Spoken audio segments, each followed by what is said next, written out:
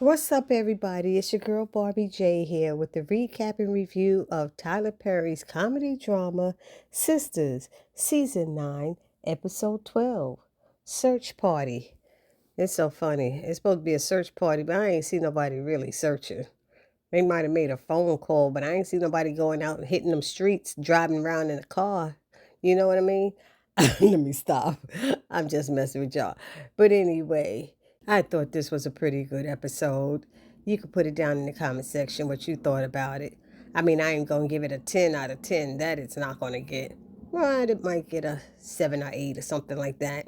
Anyway, before we get started with my recap and review, if you are new here or returning here and have not subscribed to this channel as of yet, please take a moment right now and hit that subscribe button. Then hit the notification bell and select all. It'll let you know every time I upload any new content to this channel and also whenever I go live, which is usually on Thursday nights. Then I ask that you hit that like button, which is the thumbs up button, write a comment and join the conversation, and then share the video because sharing is caring and you want to help this sister's channel grow. So now, this episode starts off with Danny and Sabrina. They're in the restaurant on the phone with Aaron. He's telling them about the note that Karen left, and they're trying to figure it out. So they decide to head over to Karen's apartment to provide, support for Aaron and Miss Lisa. And when they arrived at Karen's apartment, Pam is there. And I'll be honest, I didn't care much for how they spoke to Pam. They were basically shutting down her feelings about things, how she felt Karen might be handling it, and telling her what to do, telling her to check social media and all that stuff. They could have do that. One of them is driving, the other one could be on the phone checking, you know what I mean? And so they left saying they're going to go to Andy's house because she's not answering her phone. Meanwhile, we have Gary arriving to Andy's house and talking about he comes in peace. And she's like, how did you get in here? What are you doing up here? And he's saying, your doorman said I could come up, that you said to let me up. She said, I thought you were my food delivery. I said, girl, that's why you need to pay attention. But why you all dressed up with your skirt, your suit on and the high heels and everything in the house waiting for a food delivery? That was really weird. Did y'all see the outfit she had on, lounging around her house waiting for a food delivery? She had on for like 3-inch, 4-inch heels. Anyway, I'm sorry. So he wants to make things right, he says, and he wants to apologize for the pain he caused her. He said, just give me 5 minutes and you could write me off for the rest of your life. And I had to give Andy kudos for standing up for herself and staying strong while Gary spewed his garbage and not what I call falling for the old okey doke. But he tells her, like, I was jealous and violent and narcissistic and an a-hole who treated you badly. And she said, don't forget master manipulator. He was like that too. And then he said he was stupid or something like that. And Andy added, you were maniacal and psychotic and a complete imbecile. He was like, I deserve that. She said, yeah. But, he told her he was sorry and that he was going to apologize to her friends as well. Meanwhile, back at Karen's apartment, Aaron and Lisa come back and Pam is eating wings. She said she was hungry. Aaron's like, did you order wings? She said, yeah, I was hungry and y'all ain't got nothing in that refrigerator. But what I noticed, y'all, I don't know if anybody else noticed, they took away the Miss in front of Lisa. It seems like everybody's just calling her Lisa now. Am I wrong about that? I'm going to have to go back and watch, but from what I'm recalling, everybody's just calling her Lisa. There's no Miss Lisa. So Pam lets them know that Danny and Sabrina came by and they're going to Andy's to see if she's there. So Aaron is like, should we be calling the police? And Lisa said, if she's not at Andy's, then they should call the police. And so Pam leaves and Aaron sits down and he starts going in on Karen, saying that what she's doing is inconsiderate and irresponsible and damn near crazy. And Lisa stops him saying, don't come down so hard on her. And he said, I understand. And he continues to say some more stuff. And she said, stop judging her. I don't want to hear it. So she got upset about that. So Gary actually did come in peace. And he was saying, oh, I thought we were good together or something like that. And they showing scenes from when they were together. And I wanted to just throw up because every scene was sex related. They in bed and kissing. So I didn't see the purpose of that scene, you know what I mean? And then he decides to ask her, how she is. He said, you did witness my wife get shot and killed. And I said, um, I'm sorry, y'all, but I thought that Gary and Jasmine had gotten a divorce. Wasn't Andy their divorce lawyer or something like that? I thought he had gotten divorced. Somebody put it down in the comment section because I am totally lost here. And so he said, yeah. She said, well, you also probably was affected by it too. He said, yeah, I had to jump into therapy after that. And she said, sorry for your loss. I said, oops, no, she didn't. I was cracking up. So he was saying how he came close to death like twice or something. I only remember once. I don't remember the second one, y'all. If somebody knows, put it down in the comment section. And so anyway, there was a lot of back and forth and stuff like that. Andy was getting in her little digs at him, and he was trying to just be cool. And he said there was another thing he wanted to say to her, and it was basically that this is his farewell, that he's leaving in 2 days to go to Ghana with his kids, you know. And it seemed like Andy almost got a little bit upset. Did I read that wrong? Like she was like, like, like he's going to be gone, but then she tried to play it off and like, well, that's good. He's talking about getting a new start and things like that and getting away from something tempting. And she kind of smirked, like, I guess she's supposed to be the tempting part, if you know what I mean. And at this moment, the elevator rings and it's Danny coming off the elevator talking about, I know you lying. And Andy's like, it's not what you think it is. And she's like, really? But I'm like, Danny, they are on the opposite sides of the table. They're not next to each other. They're not cuddled up. They are across from each other. So you can't possibly think anything's going on. And she picks up a vase like she about to crash him upside the head.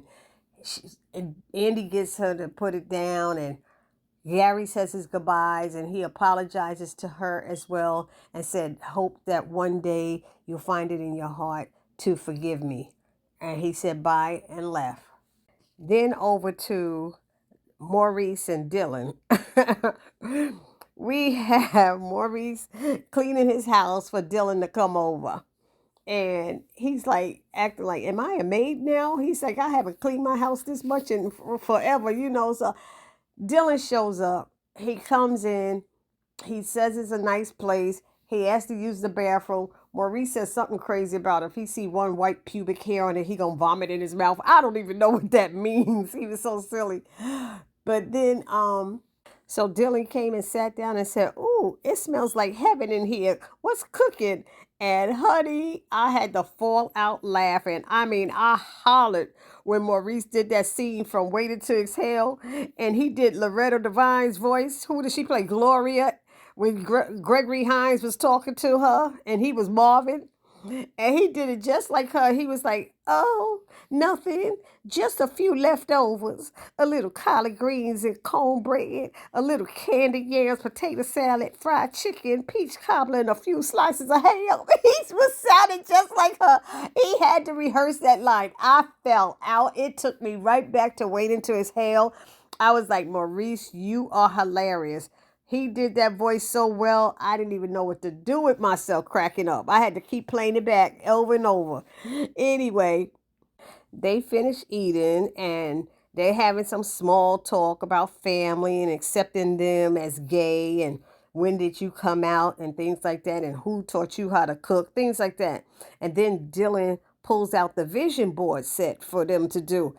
And Maurice is like, what's with that Ouija board? He's like, it's not a Ouija board. We said we was going to do this. So Dylan is asking him what did he want out of his life and things like that, to help him do the board. And then he was asking him about should he be adding like wedding bands and marriage to the board or something like that. And Maurice was like, he never really considered marriage because he was always been alone. He said maybe when he's 50 in 50 years, he'll get married. Something. He said that. So Dylan asked, well, what are you looking for in a partner? And Maurice started listing off a few things and Dylan moved the board and stuff away and got closer to him and says he thinks he has someone for him. And then they started, honey, kissing. I'm telling you, sharing some sweet, sweet kisses they were. Yes, they were. And let's not forget over at the Taylor's house where Chaz showed up, remember? Inappropriately showing up at their house at night. And Chaz and Zach and Fatima in the driveway, and Zach is still a bit drunk, but he still has enough sense to check Chaz on what he's doing. He was like, I didn't come here to talk to you. I came here to talk to Fatima. He said, what you don't seem to understand is this is my mother effing house. You in my driveway, and that's my woman. So if you got something to say to her, you can say it to me. And Fatima's like, Zach, Zach, Zach. I was like, oh, stop it already with the Zach, Zach. Because Chaz is all the way wrong.